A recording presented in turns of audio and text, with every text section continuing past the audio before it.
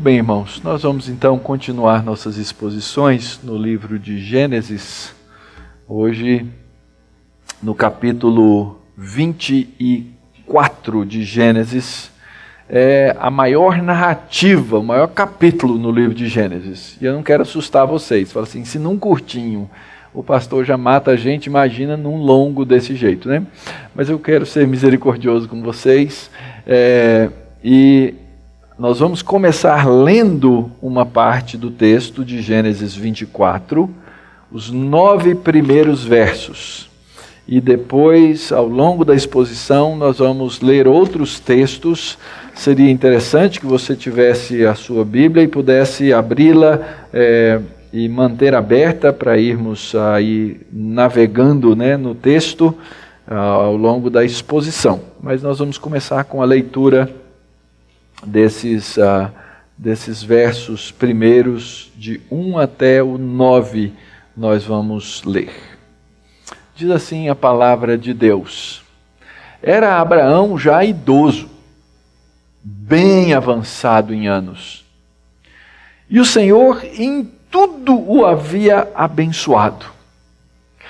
Disse Abraão ao seu mais antigo servo da casa, que governava tudo o que possuía: Põe a mão por baixo da minha coxa, para que eu te faça jurar pelo Senhor Jeová, Deus do céu e da terra, que não tomarás esposa para meu filho das filhas dos cananeus entre os quais habito, mas irás à minha parentela, e daí tomarás esposa para Isaque, meu filho. Disse-lhe o servo: Talvez não queira a mulher seguir-me para essa terra. Nesse caso, levarei teu filho à terra de onde saíste. Respondeu-lhe Abrão: Cautela, não faças voltar para lá meu filho. O Senhor, Deus do céu, que me tirou da casa de meu pai e de minha terra natal, e que me falou e jurou, dizendo: A tua descendência darei essa terra, ele enviará o seu anjo, que te há de preceder, e tomarás de lá esposa para o meu filho. Caso a mulher não queira seguir-te, ficarás desobrigado do teu juramento. Entretanto, não levarás para lá meu filho. E o verso 9 diz: E com isso pôs o servo a mão por baixo da coxa de Abraão, seu senhor, e jurou fazer segundo o resolvido. Vamos orar? Senhor, nós agradecemos Tua misericórdia, Tua graça, Teu amor, Tuas bênçãos. E rogamos, ó Pai, que sejamos por Ti mesmo dirigidos e guiados na compreensão desse texto da Tua palavra. E com ele, ó Deus, cresçamos, sejamos edificados. Que o Teu poder, o poder do Teu Espírito Santo nos ilumine para entender a mensagem desse texto, a maneira como foi levada aos Teus servos no passado e como ela deve nos servir nos dias de hoje. Que as palavras dos meus lábios e o meditar do meu coração sejam agradáveis na Tua presença, Senhor meu, rocha minha, Redentor meu. Amém. Ora, tendo lido esses 9 versos, se eu fosse perguntar para você assim, qual é o tema desse texto? O pai, já velho, Abraão, pede que o servo vá buscar uma esposa para o seu filho lá na sua terra, na sua parentela. Então, a princípio, você lê o texto e fala assim, é um texto sobre casamento. No caso aqui, vai ser um casamento arranjado. A gente ainda podia entrar nesses detalhes a respeito do casamento que foi arranjado. Poderíamos entrar num outro tema importante que certamente nos passa pela mente, que é o fato, o pedido de Abraão que o seu filho não se casasse com alguém de fora da sua comunidade. E a gente trataria o quê? Do problema, da questão do casamento misto. Crentes podem casar com incrédulos? Essa seria a grande pergunta. E é óbvio que há muitos textos na Bíblia que tratam de todos esses temas. Entretanto, apesar da nossa inicial percepção, e porque não lemos o restante do texto, nós vamos descobrir que esses não são os temas, ou essas não são as intenções do autor ao colocar esse texto aqui para a nossa meditação, para a nossa leitura e para o nosso crescimento. Na verdade, como diz o tema, o título que eu dei a essa exposição, é um texto sobre a providência de Deus para os filhos da aliança. E eu não posso estudar ou avaliar ou querer entender esse texto sem entender a grande história. Eu tenho repetido isso exaustivamente para vocês. A grande história da Bíblia e a grande história do livro de Gênesis, que começa com a criação, na qual Deus determina os seus propósitos para o homem, na qual Deus diz claramente, Deus abençoa nossos primeiros pais e diz, sede fecundos, multiplicai-vos, encham a terra, espalhem o jardim. Mas também o texto de Gênesis é a respeito do problema do pecado, da rebelião de Deus contra o homem, da desobediência desse homem para com o Criador. E o fato de que esse homem desobedeceu ao Criador, ele afrontou ao Criador, ele peca contra Deus, ele vive agora num estado de morte diante do Criador. E ele então carece, ele necessita de uma redenção, ele precisa ser retirado, ele precisa ser salvo, porque senão ele vai continuar a existir debaixo da maldição de Deus, que apareceu lá no capítulo 2, quando Deus disse, se você me desobedecer, comendo dessa árvore, você vai morrer. E assim então a humanidade desobediente ao Senhor vive nesse estado de morte, carecendo de um Redentor. E a história da Bíblia ela vai se desenvolver na maneira como Deus nos dá um Redentor, na maneira como Ele desenvolve uma história para salvar aqueles que são seus e finalmente nos tirar dessa condição na qual nós vivemos agora, trazendo todas essas coisas a uma grande consumação. Porque eu já fui salvo. Deus já me tirou do estado de morte. Ele já me trouxe para a vida. Ele já me deu Jesus Cristo para me salvar. Ele já me deu o Espírito Santo para eu buscar a vida de paz e santificação sem a qual ninguém vê o Senhor. Mas eu conheço o Mauro. E eu sei que eu não vivo todas essas coisas, porque eu sou um ser dividido no meu coração. E eu preciso que essa redenção que já me foi dada, que já me foi garantida, se você perguntar assim para você, Mauro, você é salvo? Sou. Se você perguntar para mim, você tem certeza da sua salvação? Eu vou dizer para você, tenho. Por quê? Porque você é um cara legal? Porque você é um cara bom? Não. Porque Deus disse, porque se Ele não tivesse dito, eu seria o primeiro a duvidar. Mas Deus disse. E se Deus disse, então eu posso afirmar aquilo que Deus disse. Mas eu conheço esse meu estado, então eu aguardo essa consumação. Eu aguardo esse trazer de todas as coisas a um ponto em que eu não vou mais viver essa vida com o meu coração dividido. Um ponto no qual toda lágrima dos meus olhos vai ser enxugada pelo Senhor. E essas lágrimas, elas me sobrevêm por causa do mundo que vive em pecado e porque eu, ainda que não seja mais do mundo, eu ainda vivo nele. E é por isso que nós temos tribulações, é por isso que nós temos pecado, é por isso que nós temos tristezas, porque nós estamos nessa condição.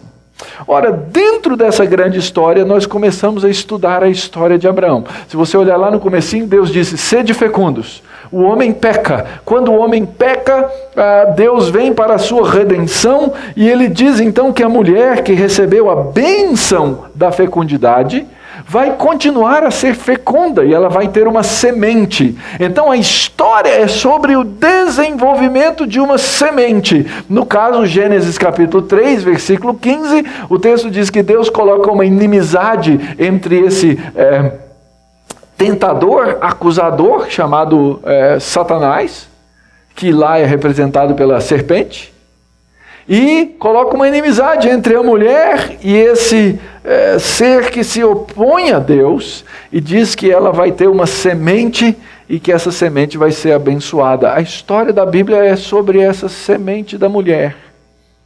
Ora, a narrativa continua, chega no capítulo 11 de Gênesis, o texto diz assim, e tinha, o fulano tinha o filho tal, ele tinha um filho chamado Abraão, e ele era casado com Sara. E aí aparece lá essa frasezinha, Sara era estéril. E do capítulo 12 em diante,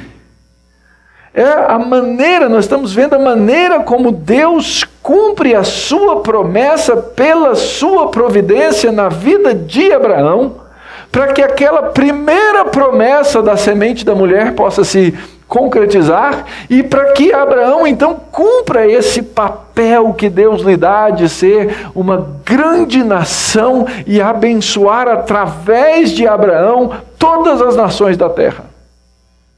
E aí a gente caminha 25 anos na história com Abraão e Sara esperando um filho.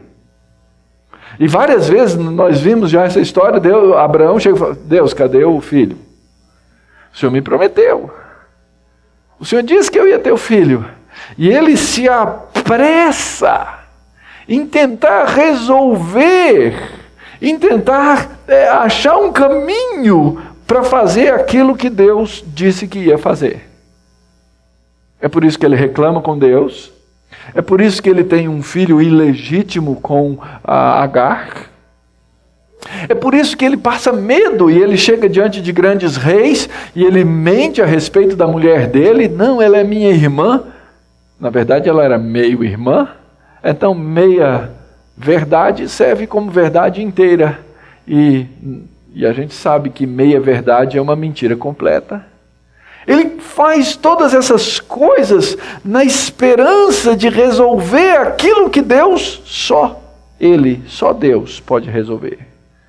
Finalmente chega um ponto na história em que depois de 25 anos, Deus dá à luz um filho. Parece assim, puxa vida, agora a história se resolveu. Sara teve um filho, agora Abraão vai ser uma grande nação. Agora Abraão vai abençoar todas as nações da terra. Agora ele vai cumprir o seu propósito. Passa 2 capítulos, Deus chama Abraão e fala assim, Abraão, eu quero que você sacrifique o seu único filho. E a gente fica pensando assim, meu Deus do céu, para que tanta complicação? Deus diz que vai prometer, Deus promete um filho, diz que Deus vai dar um filho, e depois ele pede esse filho de volta. E a gente leu a história, Deus coloca Abraão à prova, Deus providencia um redentor, manda um cordeiro para morrer no lugar daquele filho esperado, chamado Isaque. E depois a gente leu na semana passada o capítulo 23, que diz que já em ditosa velhice, 127 anos, Sara morre. E a história não acaba. Sabe por quê? Porque o tempo passa, Sara havia morrido, o povo estava assim como se não tivesse uma mãe, tinha lá Abraão, o texto começa dizendo que Abraão já está bem velho, e agora Isaque já tem 40 anos de idade. E nos casou. Qual que é a grande pergunta? Como é que a promessa de Deus vai se cumprir? E a gente aprende no restante da história, na verdade, que todos eles, que Abraão, Sara e aqueles santos que viveram antes deles, todos eles morreram em fé sem ter obtido a promessa. E eles esperavam aquele tempo em que todas essas coisas iam se concretizar, e não só isso, eles aguardavam, e agora nós aguardamos nas promessas já concretizadas, um novo céu e uma nova terra, um lugar onde habita justiça, porque o mundo onde a gente vive é um mundo injusto. O mundo onde a gente vive é um mundo de morte. O mundo onde a gente vive é um mundo de angústia, de destruições. E é interessante, nós estamos pouco percebendo isso, mas já há dados apontando para o fato de que hoje a religião mais perseguida na face da terra é o cristianismo. Você fala aqui, mas pastor, a gente está na boa aqui, realmente nós estamos, mas tem muita gente que não está. Nós vivemos nesse mundo e nessa realidade, aguardando essa consumação. Mas quando a gente olha para trás na história, a gente olha a mão da providência de Deus. A grande pergunta no coração de Abraão naquela hora, depois de todas as coisas que ele já havia passado, era: e agora, Deus, como é que o Senhor vai concretizar essa promessa? O Senhor me disse que eu ia ser uma grande nação, eu tive um filho, e agora o bicho está aí, solteirão. Como é que as coisas vão caminhar? E é interessante que, à medida em que a história passa, várias perguntas são lançadas para o leitor. A primeira delas, a grande pergunta, é como é que a promessa vai se concretizar. Mas eu vou trabalhar com vocês mostrando que a cada passo da história existe uma nova tensão, uma nova pergunta: como Deus vai fazer isso? Abrão, idoso, avançado em anos, o Senhor o havia abençoado em todas as coisas. Como é que a história vai se desenvolver? E a primeira coisa que a gente aprende nesses versos que nós lemos é que há uma comissão. Uma comissão. Abraão chama o seu servo mais antigo, nós imaginamos que é um servo já mencionado lá em Gênesis capítulo 15, Eliezer, homem justo. Abraão, inclusive, compara e diz assim: Senhor, se eu não tiver filhos, quem vai herdar as coisas e tomar conta da minha casa é Eliezer, o Damasceno. Então, Abraão chama esse servo, um homem certamente abençoado em muitas coisas, e ele vem com essa clareza na sua cabeça: o meu filho precisa se casar. Porque se Deus me prometeu, isso precisa tomar o seu curso natural das coisas.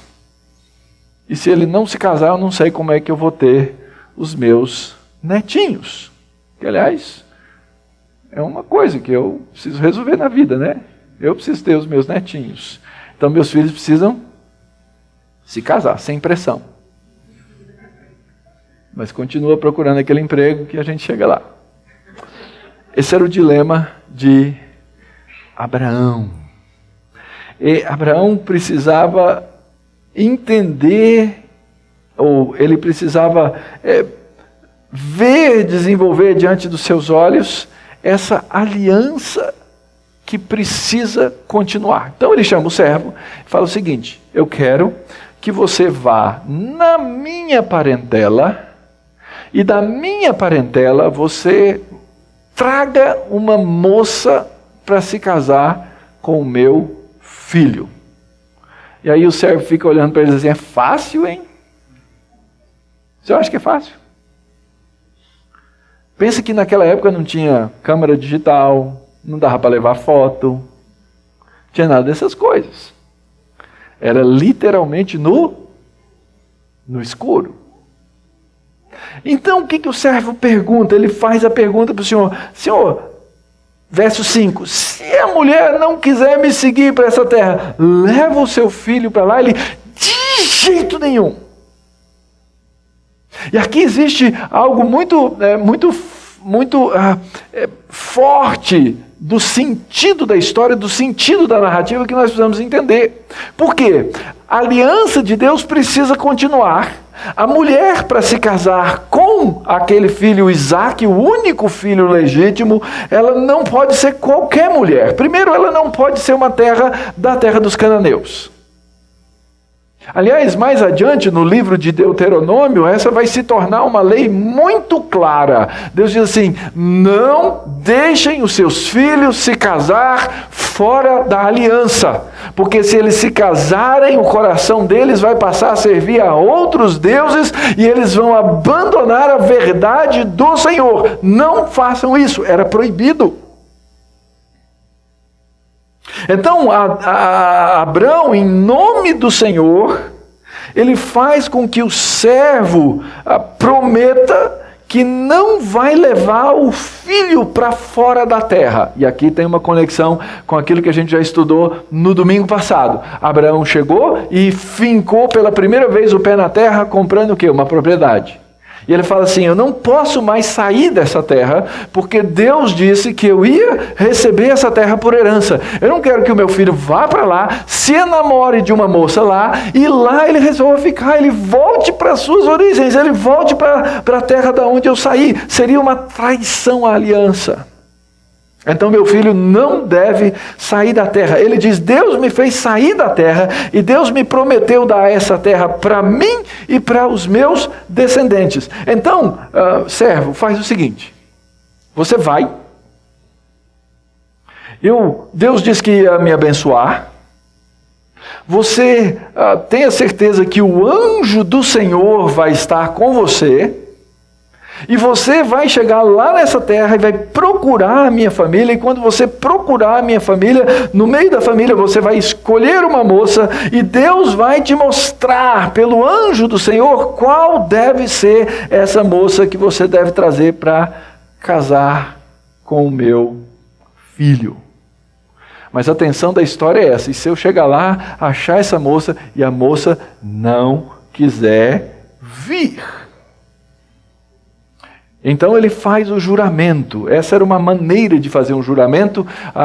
Existe aqui uma figura de linguagem, um eufemismo. Ele fala assim: coloca a mão debaixo da minha coxa. Era a maneira de se jurar naquela época. E aí você vai fazer isso em nome do Senhor. E aqui a gente vê um Abrão diferente. Se você voltar lá atrás e olhar, por exemplo, o episódio em Gênesis capítulo 16, quando eles resolvem dar um jeitinho e a Sara apela e fala assim: eu não aguento mais essa história de ser estéril, então você pega a minha escrava. Então lá não tem uma palavra de oração, lá não tem uma palavra de parar e pensar, não existe uma reflexão a respeito do assunto, eles simplesmente vão e fazem.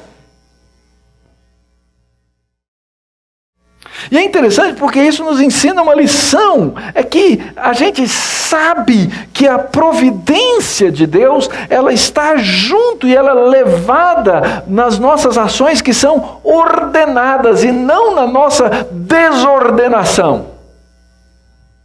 Ele faz prometer: se a mulher não quiser vir, não tem problema, você volta para cá, a gente continua, Deus vai achar outro caminho. E não é assim que a gente vive, queridos. O problema é quando a gente age como aquele Abraão lá do capítulo 16 e faz as coisas atabalhoadamente, nós não colocamos as coisas diante do Senhor, ou às vezes a gente se precipita e diz: Deus quer desse jeito, e aí depois Deus não quer desse jeito, você sai dizendo que Deus quer desse jeito, e as coisas não acontecem do jeito que você imaginou, porque Deus não havia prometido. Observe que a promessa de Deus é que Abraão teria uma semente.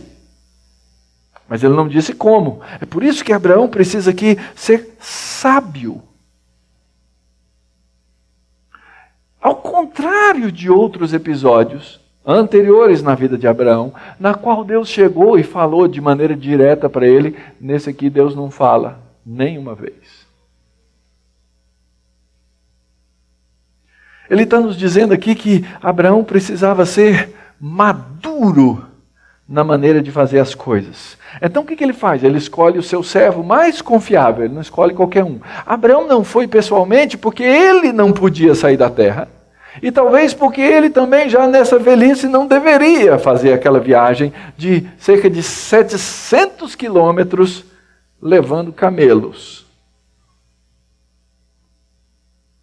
É um negócio assim de um mês e tanto para chegar lá na outra ponta. Nada fácil aquele percurso no meio daquelas terras. Então, hoje, queridos, nós vivemos nessa perspectiva. Deus não está mais nos mandando recado de maneira, nos falando de maneira direta. Nós não acreditamos nesse tipo de revelação. Deus nos fala pela Escritura, Deus nos fala sobre a sua palavra. E Ele espera de nós que nós sejamos atenciosos àquilo que Ele jurou, àquilo que Ele prometeu, àquilo que é a promessa dEle na Escritura, na palavra, e que nós saibamos agir de maneira sábia, de maneira escriturística, de maneira cautelosa, para fazer a sua história, a história de Deus, continuar. Dia 26 de fevereiro, nossa igreja completa 5 anos, a congregação. Eu já contei várias vezes para vocês a história de como começou, etc. e tal. Vou dizer para vocês uma coisa. Eu não recebi nenhuma revelação de Deus para começar a igreja presbiteriana na Barra Funda. Nenhuma. Deus não mandou e-mail, Deus não mandou Snapchat, nem mensagem. Não. Com prudência, eu me assentei com irmãos, nós nos assentamos no conselho, nós avaliamos se era o momento propício, se era a hora certa, se era o jeito de fazer. E eu me lembro de uma coisa. Alguns dias depois, antes de começar a igreja, eu fui pregar na igreja da Lapa e nós estávamos pregando o livro de Romanos. E eu fui pregar exatamente em Romanos capítulo 15, onde o apóstolo Paulo diz o seguinte: eu espero chegar até Roma e eu espero que vocês me deem uma oferta para que eu possa ir pregar o evangelho na Espanha. Paulo fez um projeto. Sabe qual a evidência? E um projeto que está registrado na Escritura, no livro de Romanos. Sabe qual a evidência que nós temos de que Paulo tenha chegado algum dia à Espanha? Nenhuma. É provável que ele nunca tenha chegado.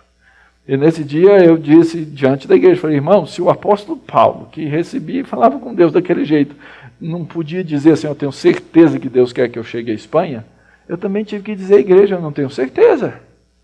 Eu tenho convicções no coração de que Deus vai nos levar. Façamos com prudência, façamos com cuidado, façamos com sabedoria, façamos com a Escritura. Então, essa é a primeira parte do nosso texto, quando Deus dá a Abraão e Abraão dá ao servo uma comissão. Mas para entender a história, nós precisamos continuar a lê-la. E o texto diz assim: com isso, o servo então cumpre o juramento, não é? Ele faz o juramento, pôs o servo a mão por baixo da coxa de Abraão, seu senhor, e jurou fazer segundo o resolvido. Então o que ele faz? Ele tomou 10 servos dos camelos do seu senhor e, levando consigo de todos os bens dele, levantou-se e partiu rumo à Mesopotâmia, Ur dos Caldeus, de onde Abraão havia saído, para a cidade de Naor. Fora da cidade, fez ajoelhar os camelos junto a um poço de água à tarde, hora em que as moças saem para tirar água. E diz consigo: ó Senhor, Deus de meu senhor Abraão, rogo-te que me acudas hoje e uses de bondade para com o meu senhor Abraão. Eis que estou ao pé da fonte de água, e as filhas dos homens dessa cidade saem para tirar água. Dá-me, pois, que a moça a quem eu disser, inclina o cântaro para que eu beba, e ela me responder, bebe, e darei ainda de beber aos teus camelos, seja a que designaste para o teu servo Isaque, e nisso verei que usaste de bondade para com o meu senhor.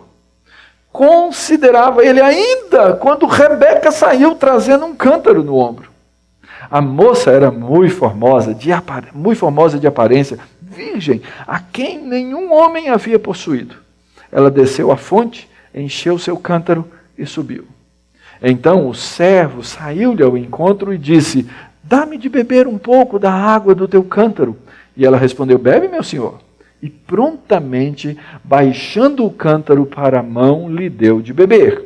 Acabando ela de dar a beber, disse: tirarei água também para os teus camelos, até que todos bebam. E apressando-se em despejar o cântaro no bebedouro, correu outra vez ao poço para dar mais água, para tirar mais água. Tirou-a e deu-a a todos os camelos. O homem a observava em silêncio, atentamente, para saber se teria o Senhor levado a bom termo a sua jornada ou não. Tendo os camelos acabado de beber, tomou o homem um pendente de ouro de meio ciclo de peso e 2 pulseiras para as mãos dela, do peso de 10 ciclos de ouro, e lhe perguntou: de quem és filha? Peço-te que me digas, haverá em casa de teu pai lugar em que eu fique e a comitiva? E assim então a história continua o seu desdobramento na providência de Deus. A primeira coisa que a gente observa é a obediência do servo, que começa com esse verbo ir de novo. Lembram que eu explorei esse verbo com vocês, que é caminhar com Deus? Ir, Deus disse vai e Abraão foi. Esse verbinho vai aparecer muitas vezes na literatura bíblica, mostrando que os servos de Deus são comissionados na obediência a ir aonde Deus lhes mandar. Ele monta uma comitiva, pega 10 camelos, vários homens, coloca em cima dos camelos as várias riquezas. Nós vimos que ele dá presentes de ouro, só a pulseirinha tinha 110 gramas de ouro, tá? Pensa. Não é?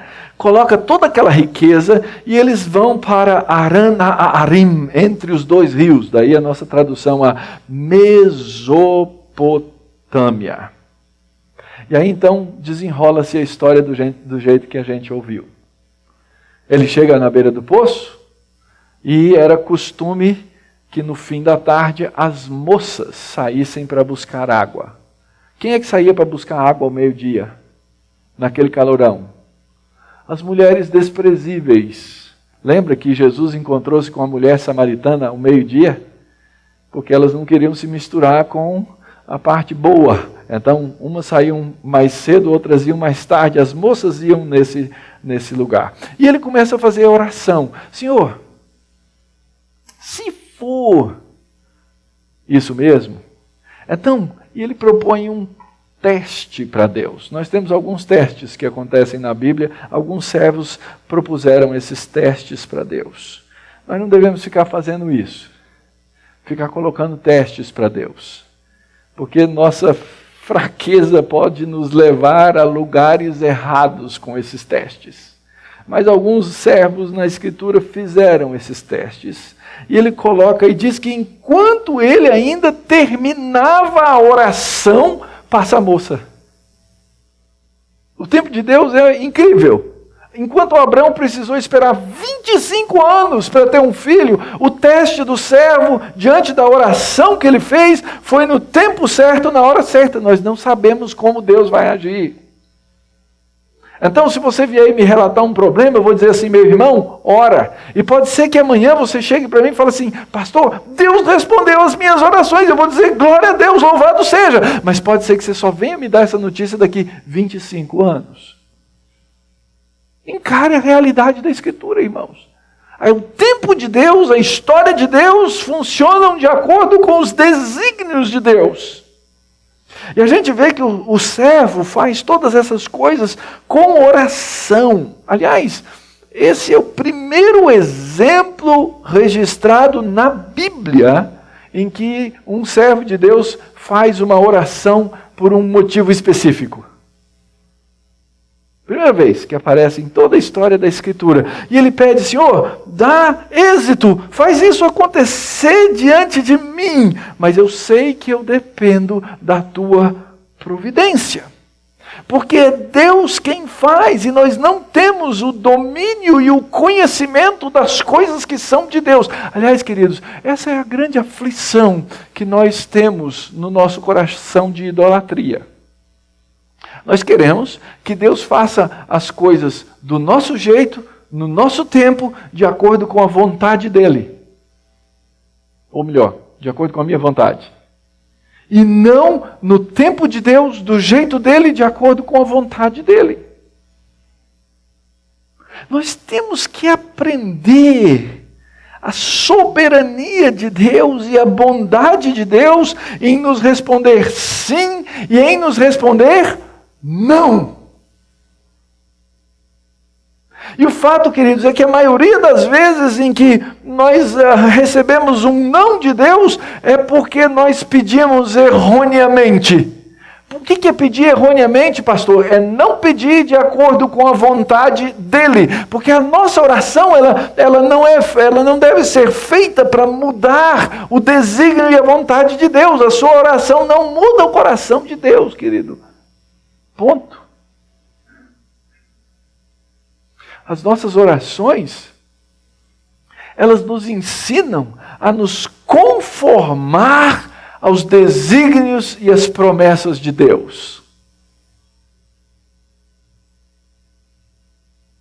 E se os desejos que porventura tenhamos sejam justos, verdadeiros e santos, ainda assim, pode não ser essa a vontade de Deus.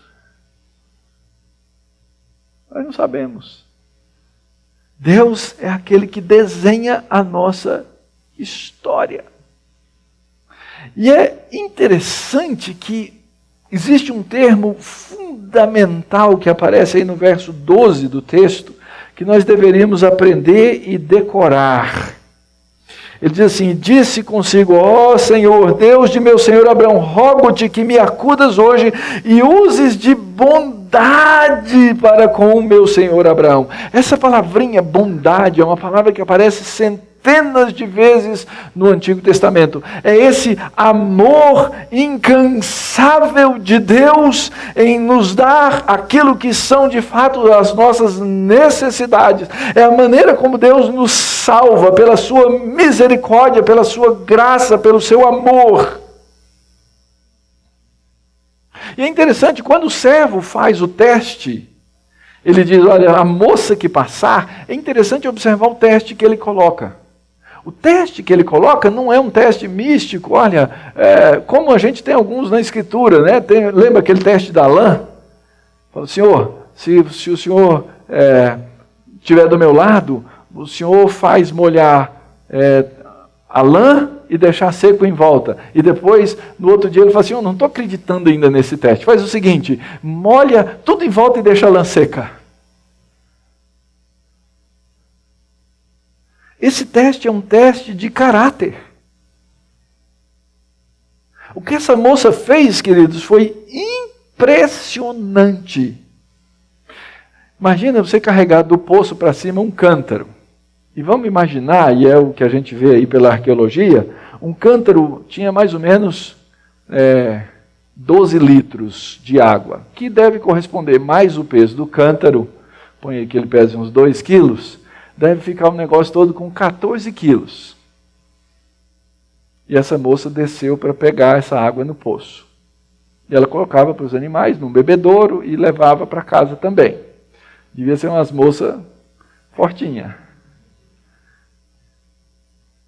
E o servo pede, é interessante como o texto deixa a gente assim, né? Ele fala assim, me dá de beber. E lembra, o teste é o seguinte, a moça que eu pedi de beber e ela disser, bebe e dou também aos teus camelos.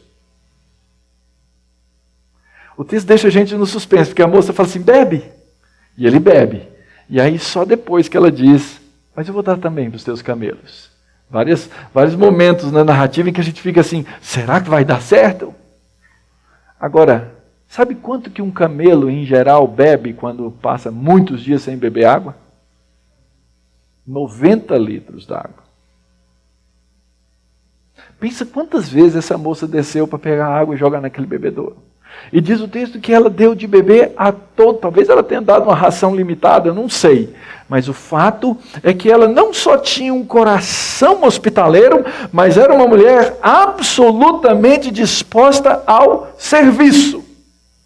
Então, se eu fosse dar aqui um fazer um sermão sobre casamento, vocês já sabem para que lado que eu ia, né? Mas ela responde, é interessante que o autor do texto, ele nos faz lembrar algumas coisas. Lembra quando Abraão, capítulo 18, recebeu o anjo do Senhor na casa dele? Quando eles chegaram, os três ali chegaram, ele fala assim, diz que ele foi apressadamente e mandou matar o cordeiro e etc. A mesma palavra aparece aqui. Ela apressadamente, ela tinha aquele mesmo caráter, aquela mesma coisa de fazer.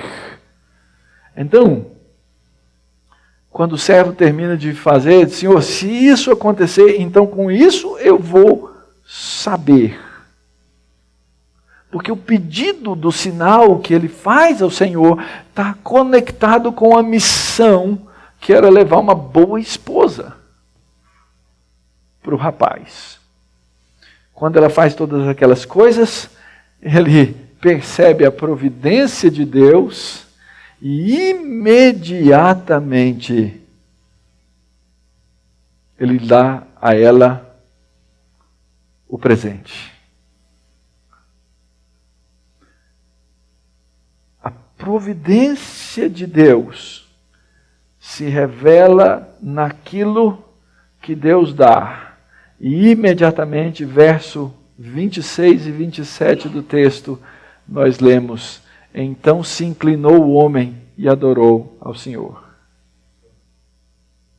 E disse, bendito seja Jeová, Deus de meu senhor Abraão, que não retirou a sua benignidade e sua verdade do meu senhor.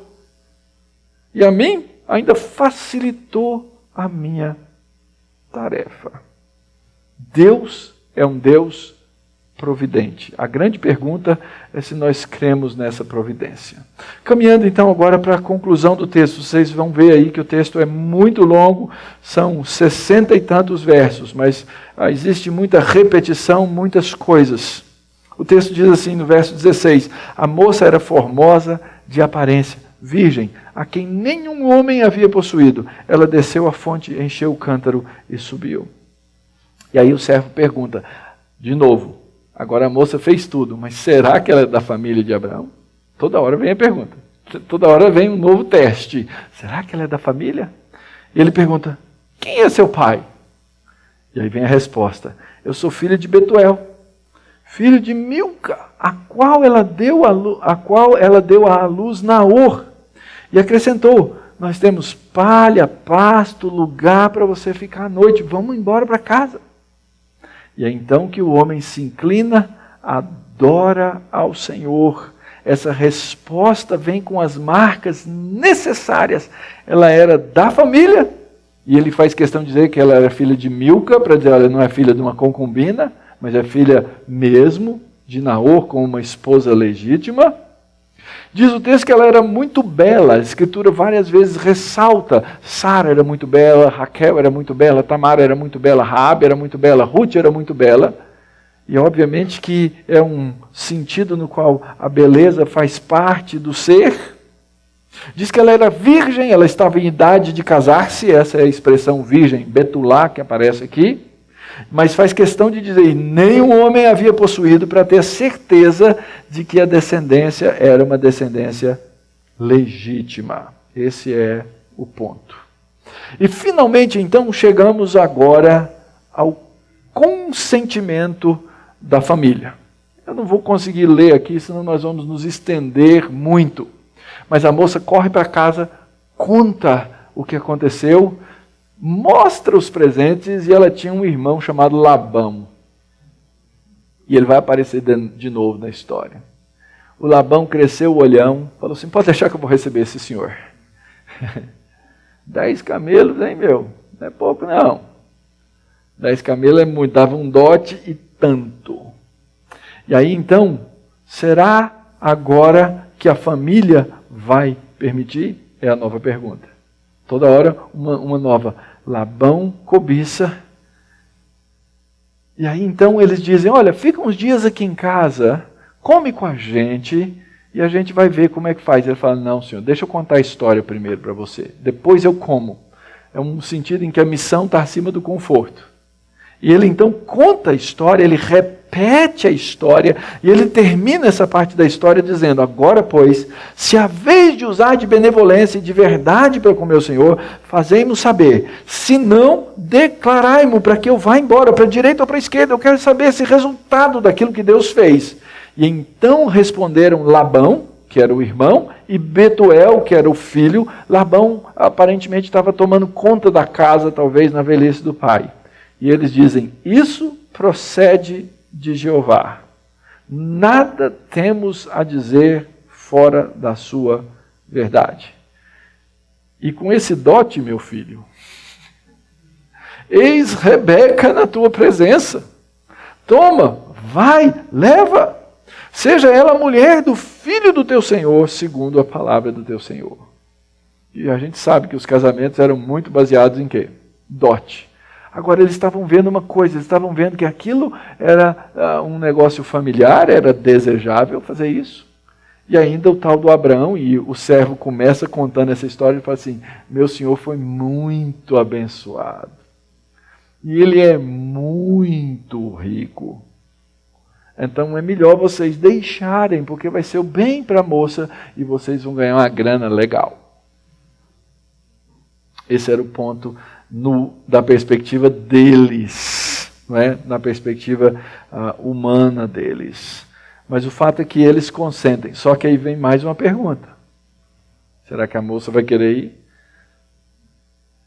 E eles vão a Rebeca e perguntam a Rebeca: chamemos a moça, ouçamo-la pessoalmente. Chamaram a Rebeca e perguntaram: queres ir com esse homem?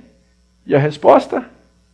Olha o verbo ir de novo. Eu vou. O chamado de Deus é assim, e ela vai. Então eles se despedem de Rebeca, a sua irmã, sua ama, o servo de Abraão, seus homens, abençoam Rebeca, fazem um cartãozinho com uma poesia. Isso é uma poesia: és nossa irmã, sê tua mãe de milhares, e que a tua descendência possua a porta dos seus inimigos. E Rebeca se levantou e com as suas moças, e montando os camelos, seguiram o homem. O servo tomou a Rebeca e partiu. Tem alguma revelação para Rebeca? Tem alguma revelação para Labão e Betuel? Não. Deus não falou diretamente a nenhum deles. Todos eles olharam a circunstância, todos eles olharam a situação, todos eles ouviram a promessa de Deus, todos eles ouviram aquilo que Deus faz e disseram: é Deus fazendo. Deus fala, queridos, de diferentes maneiras, mas a resposta da fé é sempre a mesma. Hoje Deus nos fala pela sua escritura, Deus nos fala pela sua providência, e nós ouvimos, pesamos todas as coisas. A nossa resposta de fé é em cima da palavra de Deus. E o último ato é uma cena, dava para fazer um filme, dava para fazer um romance. Isaac vinha a caminho de Beer-Lahai-Roi e habitava na terra do Negueb. Interessante que ele já não estava morando mais na terra em que o pai morava. Ele estava morando nessa outra terra. Saíra Isaac a meditar no campo. Olha só, uma cena idílica, né? Ao cair da tarde, e ele estava lá pensando com seus botões. Ele levanta os olhos e vendo Isaac, e viu que vinham camelos. Imagina a cena, no deserto. É isso, a literatura bíblica, ela nos quer fazer pensar nessas coisas. Mas ao mesmo tempo também, Rebeca levantou os olhos e vendo Isaac, desceu do camelo, perguntou para o servo: quem é o homem que vem pelo campo ao nosso encontro? O servo deve ter aberto um sorrisão assim, fala assim: é o meu senhor. Bonitão, né?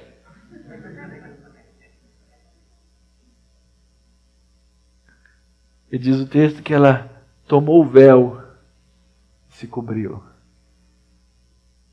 Sabe aquela história que o noivo não pode ver a noiva antes do casamento, com o vestido?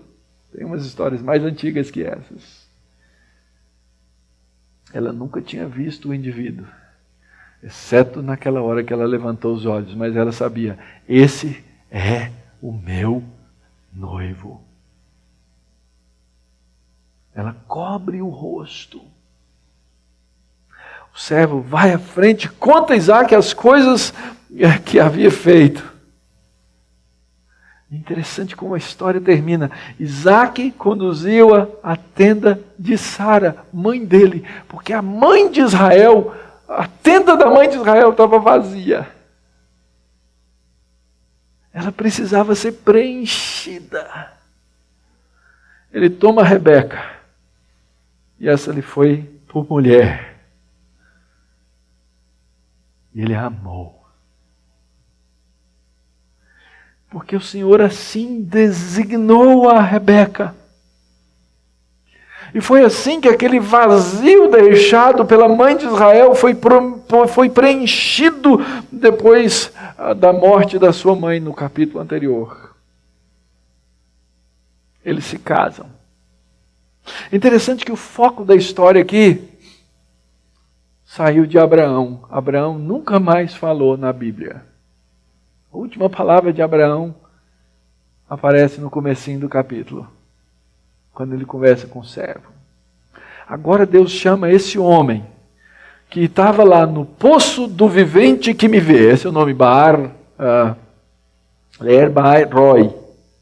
E é interessante, lembra como é que foi a história quando ele encontra a moça? Onde é que ele encontrou? No poço. E agora a história termina em volta do poço. É a providência do romance, queridos. Isso faz parte da vida.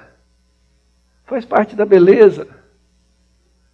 Faz parte da história que Deus coloca para nós. Tudo, entretanto, deve ser feito de acordo com a vontade do Senhor. O que a gente aprende então dessas coisas todas? Primeiro, a aliança de Deus continua. Israel foi mantido. A igreja é mantida pela mesma providência, queridos. Nós vemos a providência de Deus em dar a Abraão a fé, em dar ao servo fé, em trazer comprometimento, em garantir que o anjo do Senhor estava lá. Nós vemos a providência de Deus nas orações. Às vezes a gente reclama de Deus. Deus, eu fiz um dia lá uma oração, o Senhor até hoje não me respondeu, mas também você não mantém a conversa.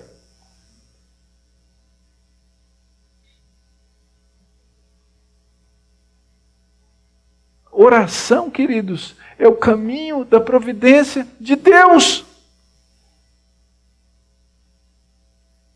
Vemos a providência de Deus ao mexer com o coração de Rebeca. Você quer ir com esse cara? Vou.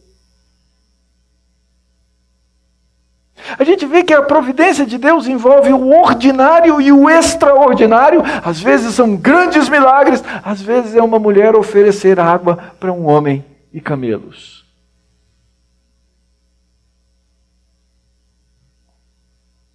A providência de Deus está em manter a igreja dele na terra.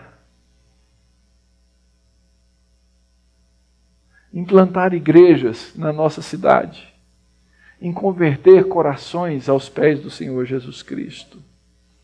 E a gente precisa lembrar que sempre haverá providência. E quando você estiver diante de qualquer situação, quando você estiver diante de qualquer problema, quando você estiver diante de qualquer angústia, você sempre pode orar, porque a oração é parte da providência de Deus.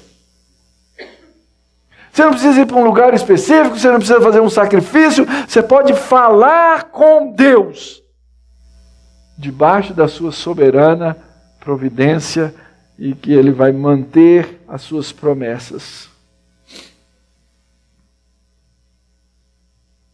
Olhando para a história de Abraão, agora que ela vai terminar, ou que ela terminou nesse capítulo, houve momentos em que Abraão orientou a sua vida por fé. houve momentos em que ele vacilou na fé. E nós precisamos entender isso. Como é que isso funciona na nossa vida? Olha para trás na sua vida. Às vezes nós confundimos fé com o desejo do nosso próprio coração, com as nossas próprias ambições, com as nossas próprias vontades. E nós vemos aqui Abraão agora um homem bem velho. O último ato dele, pelo menos que a gente sabe, foi garantir, num ato de fé, a continuidade daquilo que Deus disse ia fazer. E ainda que o texto não seja sobre o casamento, ainda que o texto não seja sobre o romance, ele nos deixa algumas lições. Uma delas vai vir quando a gente continuar. O texto diz assim: Isaac amou Rebeca. Lá na frente na história a gente vai ver que Rebeca assume um papel que não era dela. E aquilo traz conflitos para o casamento. Nós temos que olhar para a Escritura e aprender nossos papéis.